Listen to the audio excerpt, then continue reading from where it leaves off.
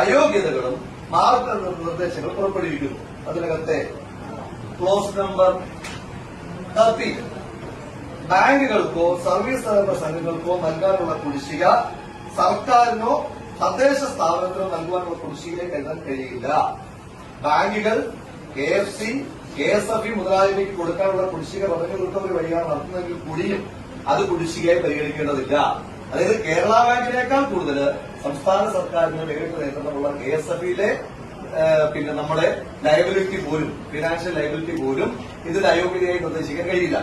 ഇനി വക്കീല് വേറെ ഏതെങ്കിലുമൊക്കെ ചട്ടം പറയുന്നുണ്ടെങ്കിൽ ആ നിയമം പറയുന്നുണ്ടെങ്കിൽ ആ നിയമം വാദവും പ്രതിവാദവും ആകേണ്ട സ്ഥലത്തിന്റെ പേര് കോടതി എന്നാണ്. നിങ്ങൾ ജഡ്ജിമാരല്ല, നിങ്ങൾ ഇലക്ഷൻ കമ്മീഷൻ ഉദ്യോഗസ്ഥന്മാരാണ്. വക്കീൽ പറഞ്ഞപ്പോൾ ഞാൻ കിട്ടിയില്ലല്ലോ, ഇനി ഞാൻ പറയട്ടെ. ഇലക്ഷൻ കമ്മീഷന്റെ ഉദ്യോഗസ്ഥന്മാർ എന്ന നിലയിൽ ഇലക്ഷൻ കമ്മീഷൻ മുന്നോട്ട് വെച്ചിരിക്കുന്ന നിർദ്ദേശമാണ്, ഞങ്ങൾ പറഞ്ഞതല്ല, ഞങ്ങൾ ആവശ്യപ്പെട്ട നിർദ്ദേശമല്ല. ഇലക്ഷൻ കമ്മീഷൻ ഇതാണ് യോഗ്യത, ഇതാണ് അയോഗ്യത എന്ന് പറഞ്ഞൊരു സർക്കുലർ മുന്നോട്ട് വയ്ക്കുമ്പോൾ ആ സർക്കുലറിന് പ്രകാരമാണ് ഞങ്ങൾ സ്ഥാനാർത്ഥികളെ പ്ലേസ് ചെയ്തിരിക്കുന്നത്. അതിനകത്ത് ഏതെങ്കിലും തരത്തിൽ മാറ്റം വരുത്തുകയാണെങ്കിൽ മാറ്റം വരുത്താൻ കഴിയുന്നത് ഇലക്ഷൻ കമ്മീഷൻ അല്ല. അല്ലെങ്കിൽ നിങ്ങൾ 7/11/2025 ശേഷം പുറപ്പെടുവിച്ചിട്ടുള്ള മറ്റൊരു സർക്കുലറായിട്ട് ടേബിൾ വയ്ക്കും, നിങ്ങൾ ടേബിൾ ചെയ്യും, ഞങ്ങൾ അത് കേൾക്കാം. നിങ്ങൾ ഇലക്ഷൻ കമ്മീഷൻ ഉദ്യോഗസ്ഥർ നിലയിൽ നിങ്ങൾ 7/11/2025 നിങ്ങൾ പുറത്തിറക്കിയ സർക്കുലർ അത് സ്റ്റാൻഡ് ബൈ ആയി നിലനിൽക്കെ മറ്റൊരു സർക്കുലറും വന്നിട്ടില്ല എന്നിരിക്കെ മറ്റെന്തെങ്കിലും ചർച്ച ചെയ്തെങ്കിൽ അതിനകത്ത് യാതൊരു തരത്തിലും തീർപ്പിക്കാൻ ഇലക്ഷൻ കമ്മീഷൻ നിയോഗിച്ചിരിക്കുന്ന ഉത്തരവാദിത്തപ്പെട്ട ഭരണാധികാരികൾ നിലയിൽ നിങ്ങൾക്ക് അവകാശമില്ല. ഈ പറയുന്ന വാദങ്ങളിൽ എന്തെങ്കിലും കഴമ്പുണ്ട് എങ്കിൽ അത് ചലഞ്ച് ചെയ്യപ്പെടുന്ന സ്ഥലം കോടതിയാണ്. അതിനാൽ നിങ്ങൾ പുറത്തിറക്കിയിരിക്കുന്ന സർക്കുലറിന് പ്രകാരം മത്സരിക്കുന്ന ഒരു സ്ഥാനാർത്ഥി അയോഗ്യനാക്കാൻ കഴിയുകയില്ല.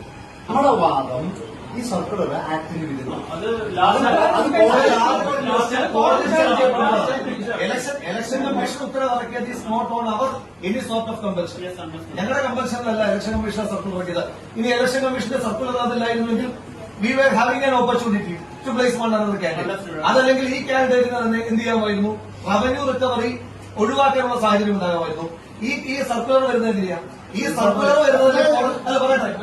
സർക്കുലർ വരുന്നത് തന്നെ ഈ രാജ്യത്ത് ഇലക്ഷൻ കമ്മീഷന് കിട്ടിയിട്ടുള്ള നിരവധിയായ പരാതികളുടെ അടിസ്ഥാനത്തിലാണ് ഇലക്ഷൻ കമ്മീഷൻ സർക്കുലർ ഇറക്കിയിരിക്കുന്നത്.